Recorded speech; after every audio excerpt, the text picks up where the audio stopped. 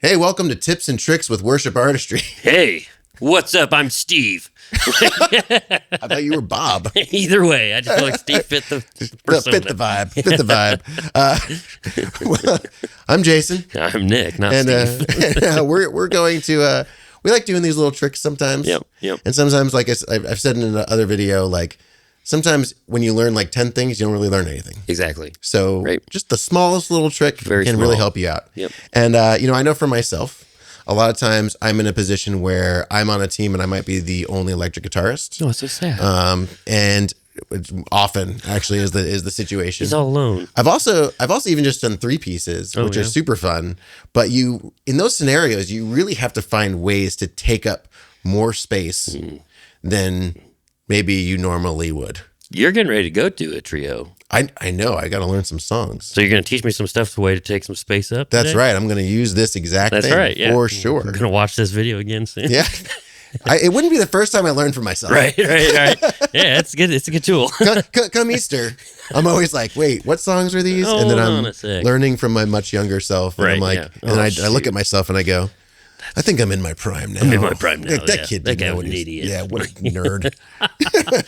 I definitely like to think that about me, but it's false. Yeah, I was in my prime back then. It's okay. We're doing our best. We're doing our best. But we're having a good time. This is just a real simple thing that I've used a lot of times. It works really well. Obviously, it'll only work in certain keys. Sure. But using a droning string. All right. So you can have a riff that if you're in the key of E. Whatever, I just made up a riff. Okay. That was so cool, wasn't it? I was very impressed. Yeah. There you go. See, so melodic. Yeah, I remembered it. But if I'm like, right, like, that might feel kind of weak. It's a little strange. And a lot of times we lean on, well, I'll just throw more drive on and I'll add a bunch of delay and then it'll be huge. You can do that. You can. But sometimes I just like to throw in whatever that. But if you're going from chords, you'd lose a lot of bottom end if you just played the same notes. A lot of volume goes. Right. So the thing is, if there's an open string that is in that key, you can just drone that the whole time. Makes sense. So all of a sudden that riff becomes, or something like that. I'm making it a little different every time. Sure. But it's just kind of a way to add. So for example, in the key of E, using that E would also work if you were, say, in the key of A, because there is an E in there, right? So you could. Yeah. So you're open. Is it the open E? Yep, I'm just using that open E. It's like Christmas. Yeah. Every Christmas song that's popular plays that. That's hilarious. Yeah, it's like, American Girl, you know, Tom Petty. As long as you know your scale on a single string, you're in good shape. Gotcha. Right? So it helps to know that, like, okay, if I'm, even if, let's say, let's do key of B, because E is still in the key of B, right? Sure, yeah.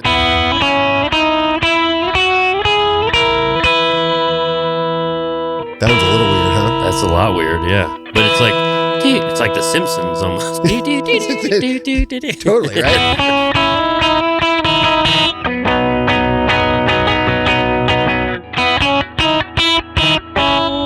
Yeah, I see. Yeah. Right? You can just kind of bring it in there. And obviously that works with B. Yeah. If I was in the key of B and I'm going, the key of B would be this one.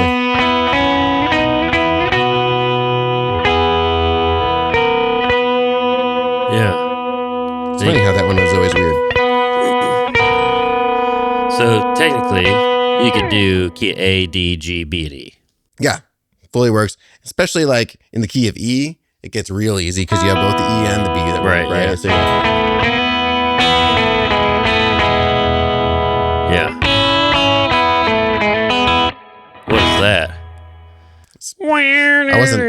I told you I wasn't going to play any 90s. Yeah, I know. But I just did. But you just lied. I'm sorry. You just lied by action. Yeah, but well, That is awesome, though. let's pretend. It's one of my favorites. I know. You know what song that is? You told me what it was, and I can't remember. I'm not going to tell you. I'm going to let the comments tell you. Okay, because I don't know it. I recognize that, though. It's a good one. That one's got a lot of weird chords in it. Ooh. I know it now. I remember. I remember. Don't tell him, Nick. Sorry, that was a mental note that came out. All right. Awesome. But yeah, just a real quick, easy trick that you can Very always bring easy. in, if you want to make it even fatter, using octaves, like something in the key of E, right? Yeah. Letting that E and B ring out. Yeah. Totally works. Yeah, because the guitar's tuned to E, right? Right. So there's a lot of things going on. Yeah, right? that's awesome. So yeah, just a way to kind of fatten up your tone without having to like add a bunch of effects. Yeah. And it just, you don't lose that energy that you've built up like Correct. halfway through a song, Yeah, because I could imagine, like, let's say you're playing, like you're doing the beat, and then you go to. That's like, yeah, the bass is holding that down, but then where's that mid range going? Right. It's gone. Yeah, you're just like, But, what happened? if you're like, there's still some there, right? Right, there's still something there. And here's the other trick. If you're in a 3-piece band, make sure your bass player has an octave pedal. Oh, that's a good deal. Because when you go to instrumentals, all of a sudden, that's what my bass player used to do. He'd all of a sudden just kick on his pog, and it was like, There's something there it is. Yep. We didn't lose anything. When you were traveling like a 3-piece band or just doing stuff and you had to fill more space, and let's say you just tapped out your effects, like you just don't have any more, or maybe you didn't have a lot to begin with, right? Sure.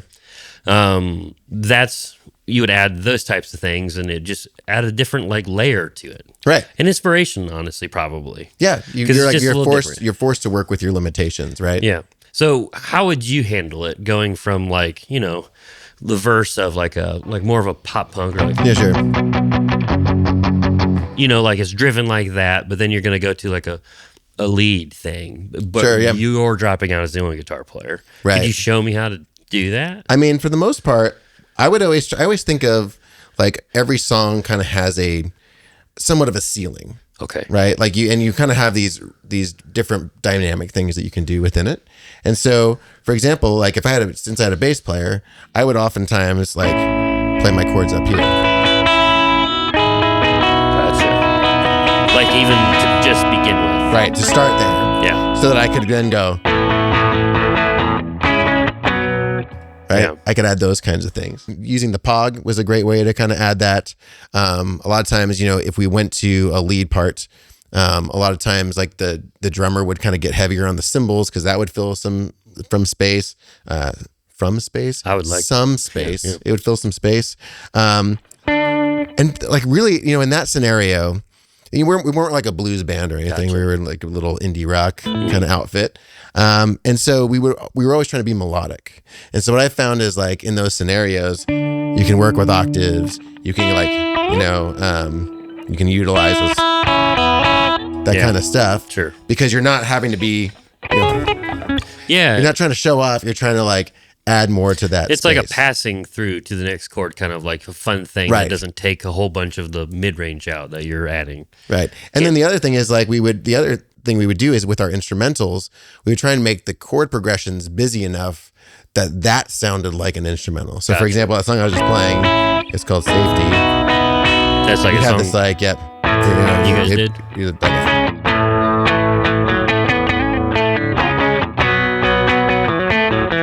Like, so kind of leaving space there.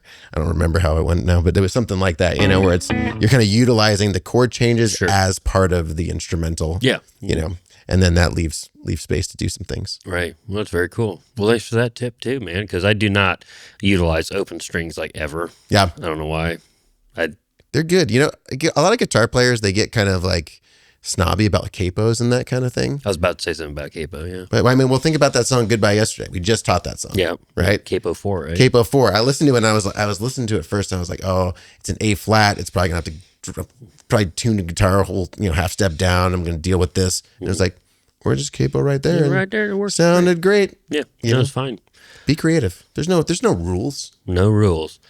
The only rule I kind of have, though, when using a capo is the G7th one.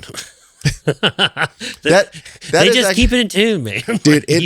It actually is kind of wild. It is. It's- It really is. We, G7th, they sent me some capos a while yeah. back, and they were like, "Hey, would you only use these?" Oh, wow. And I was like, "Well, I'm not going to tell you I'm going to do that because Okay. what if I don't like them?" And Fair. then I got them and I was like, I will only use these for the rest of my life. Awesome. I have one time I was leading worship at church and I didn't have that capo, and I almost drove home, even though I had a spare. I was just like, that just is not the same. I feel the same way because I think I got mine 12 years ago or something, like crazy. Yeah.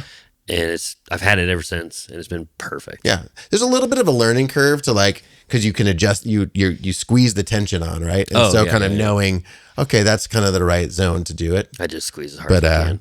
Yeah, this just turned into a G7. This video I did sponsored by G7 Capos. Yeah. Click the link in the description and tell them we sent you. That's awesome.